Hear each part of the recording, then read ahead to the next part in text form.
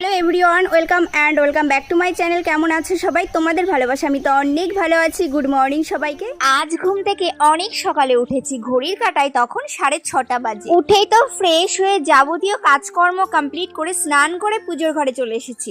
আচ্ছা, তোমাদের বাড়িতেও কি এরকম ছোট্ট মিষ্টি লাড্ডু গোপাল আছে? আমার দাদুর আমলকের লাড্ডু গোপাল, যখন আমার দাদু বেঁচে ছিলেন তখনকার সময় পুজো করা হতো। এখন বড়দের মুখে শোনা যায় আগে নাকি দোলযাত্রাও করতো বাড়িতে। সো যাই হোক, দেখো তোমাদের সঙ্গে গল্প করতে করতে আমি তো ঠাকুরদের ভোগ দিয়ে কমপ্লিট করেছি। মা গেছিল অনেক সকালে বাজারে, আমি যখন পুজো দিচ্ছিলাম তখন এসে হাজির হয়েছে। বাজার থেকে দেখো কত রকমের সবজি, ডাল আর সঙ্গে মাছ এনেছে। অবশ্য মাছটার আমি নাম জানি না, তোমরা কেউ জেনে থাকলে অবশ্যই কমেন্টে এসে জানিও।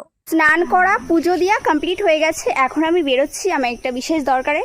তো বাড়ি এসে ভিডিওটা এডিট করে তোমাদের কাছে পোস্ট করব। আর তোমরা কে কোথার থেকে আমার এই ভিডিও দেখছো